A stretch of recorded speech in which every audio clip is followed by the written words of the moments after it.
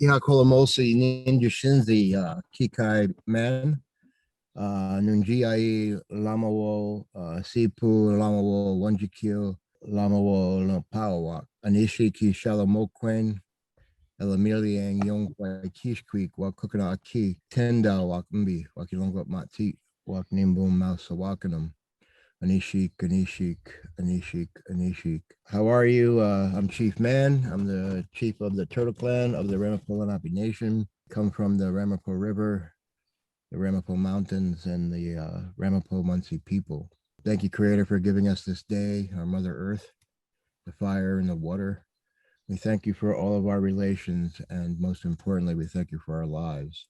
And I thank the four directions. So in front of us, what we have here is, a traditional wigwam. And what we're going to present here is the Ramapo Munsee Nation, our past, our present, and our future. In 1625, the chief of the Ramapos in what is known now as Connecticut and also as Western Connecticut and Eastern New York was Chief Katona. Chief Katona, as you can see by the village there, it was our village at that time was actually quite a large village on one of the main trails. The one goes completely up to the Berkshires, Massachusetts, probably all the way to Canada. Chief Katona is the grandson of Ponus, and Tapgow was his uncle. Manus is also part of the Ramapo here when Katona disposed of all the lands, the Ramapo who were left crossed the Mahikanatuk back to the place of our origin, which is the Ramapo Mountains. Ramapo Split Rock, where Reverend Ford recorded our last horn ceremony with our people in the late 1800s. We are in an active role right now to protect not just Split Rock, but the mountain there. As you can see here, there are many stone turtle effigies. There is a ceremonial circle where the stones were placed about 7,000 years ago. On one side is Pallades, and on the other side is the Big Dipper. So we're working currently to keep this place protected, and we still do hold sacred ceremonies there.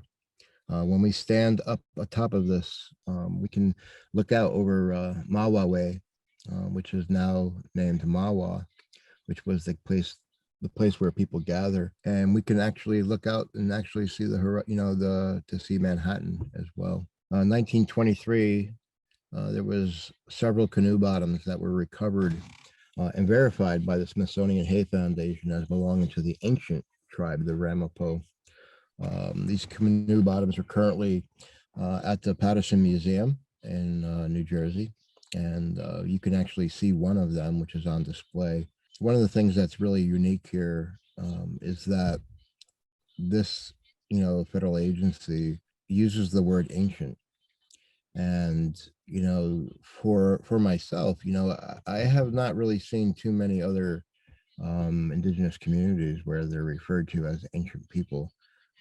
There are multiple times where Ramapos are mentioned in this way. New Jersey Vineland Training School and the Cold Springs Laboratory.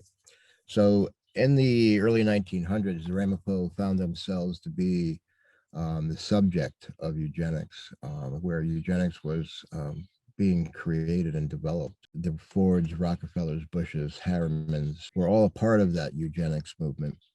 And the Vineland Training School in New Jersey is where, part of our people were introduced to. The other one is Cold Springs Laboratory in New York side. And the study of eugenics led to coming up with 18 different ways to deal with the unwanted people of the Ramapo Mountains, that being us. And the number one way that Margaret Sanger, founder of Planned Parenthood, had put forth was by a public lethal gas chamber in 1923. There was a Jewish German scientist who came here to the United States and was working for the New Jersey Vineland Training School. And after the study of eugenics was completed, he actually left his daughter and his wife here, and he headed back overseas, where he had eventually been picked up during Adolf Hitler's sweep. And what we can't verify, but we do believe to be the truth, is that The little black Bible that Adolf Hitler carried around with him was actually the study of eugenics that was done on us here, to include sterilizations and the threat of a public lethal gas chamber. Every year, so in 1665, the Nichols, English Nichols governor, and the Esopus, who amount to the Muncie people as well, in 1665 had a treaty. And that treaty was to be one where, we could reside here peacefully next to each other, without war. And, this is something that failed many, many times and then ultimately had a complete failure, with the slaughter of the Esopus people. And some who did remain behind, and it's been noted and recorded that a large majority of them who did survive actually came to the Ramapo Mountains and, basically just came home. Every year for the last 4 years, in the summertime, I actually take it upon myself as an inherent responsibility, to our ancestors to actually renew this treaty. It was renewed 17 times, and then it wasn't renewed for over 300 and something years until we began to redo this. Ed Lennox, he's a premier archaeologist in northern New Jersey. He has, for his life work, has been adamant about, the Ramapo people and who we are and how we've lived here, and has written, I believe, 3 or 4 books now. He is a very big advocate for the Ramapo Muncie people. This right here is showing, World War I draft cards. There is a plethora of them where the Ramapo people have been recorded as being Indians on them. This here is one of our elders in regalia. We are very proud and prideful people, even to our youth, being engaged and being proud of their heritage and who they are. This is a photo of grandmother soaring hawk. There was a complete photo shoot that was actually done of our Ramapo women in their regalia, and it's just amazing to see this uplifted and honoring our women. Then we come to the Ringwood Mines Superfund site. This is a picture of 2 of my aunties. One of them is with us today. The other is not. Neither is her husband. Neither is her son. All died with health ailments from our Superfund site that we actually live in. This memorial behind them started out as a memorial for folks who, had died tragically, but then has morphed into a memorial within the community for those who have lost their lives due to the toxic dumping by the Ford Motor Corporation. That was, permitted by the state of New Jersey for a year, dumping 16 million pounds of paint sludge every quarter. The town of Ringwood, writing a letter to Henry Ford, his grandson Henry Ford in Michigan in the 1960s, asking for all the industrial waste from the Mahwah plant be brought to our community and dumped in the mines and on our hunting grounds and gathering grounds. This right here is an example of what was, how it looked, with Ford and outside other communities, other municipalities. There has been medical waste that has been disposed of here. There is the town authorized W.R. Grace to come through and dump PCB laden cancer causing oil on all of the roads, truly devastating our community and our natural world. There's a documentary that was done. The community, not under the Turtle Clan, but just as the community had sued Ford. And this documentary with my cousin Wayne Mann really didn't do our people the justice that it should have. Focus was more on the lawyers, going to fancy restaurants. And, but when you watch this documentary over and over again, you'll start to see and hear and find certain little things that are in there that will pop up. One of those that they talk about in here is dioxin. Dioxin is the deadliest chemical known to humans right now.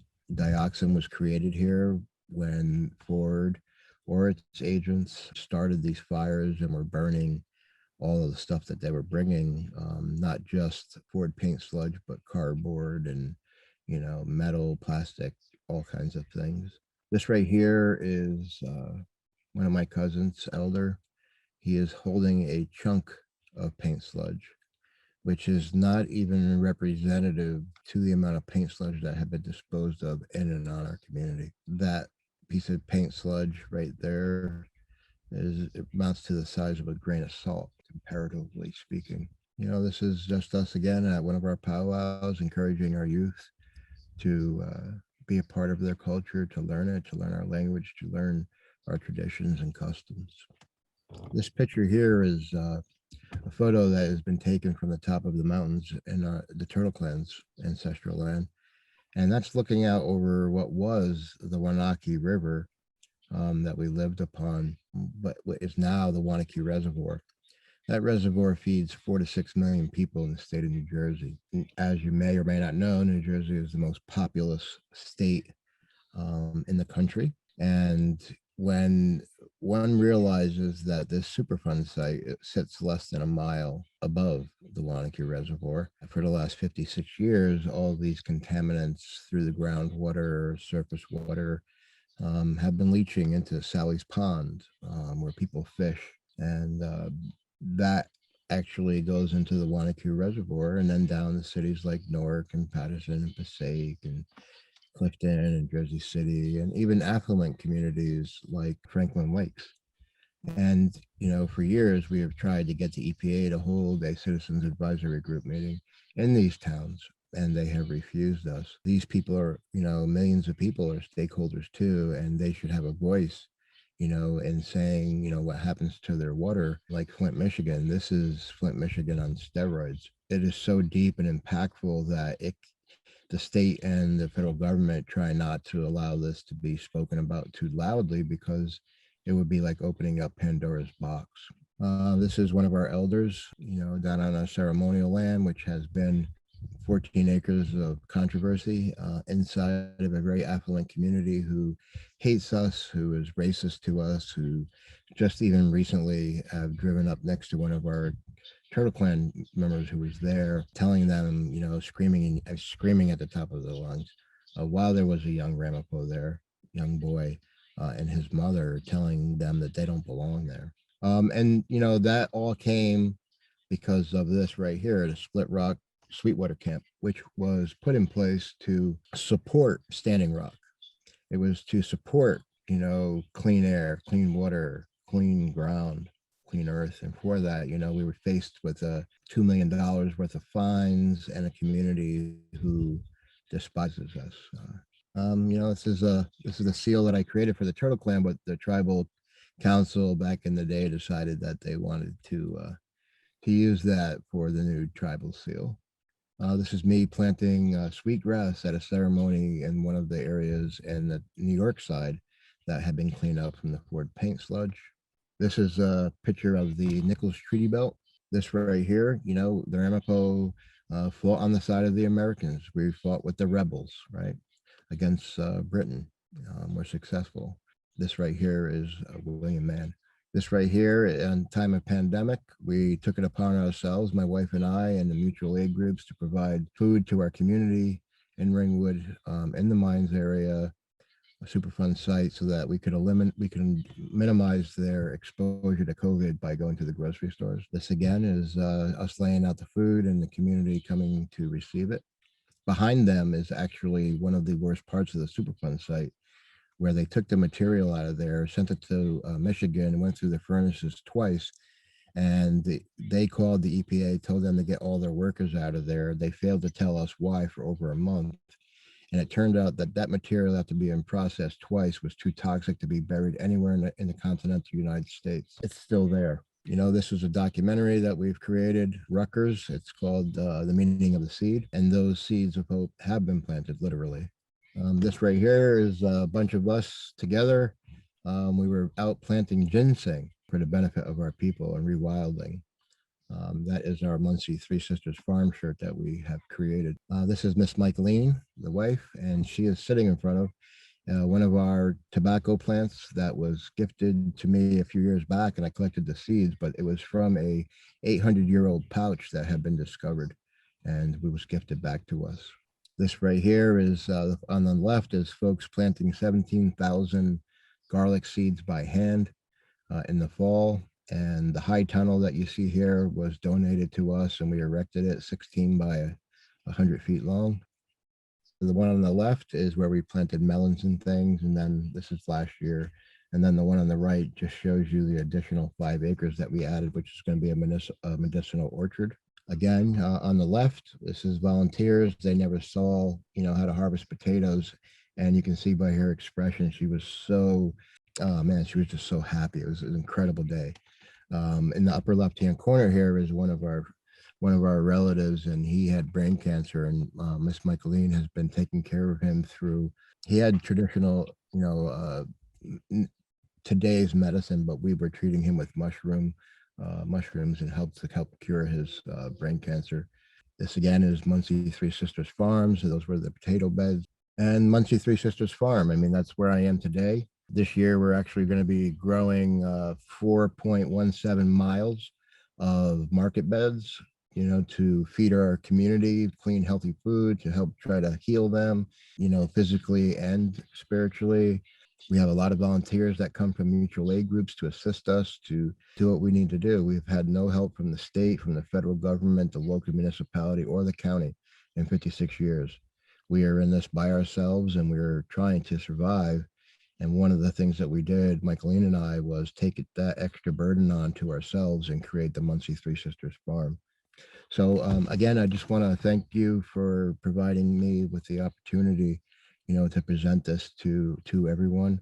It is truly a tragedy and travesty what's happened to my community, who had fought on the side of the Americans, those rebels, right?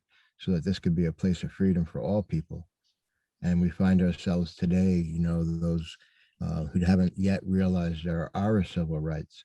We find ourselves, not realizing our environmental justice and environmental racism, which we still fight every single day. The plan is to push everything to the middle and put a cap on it and leave our people there.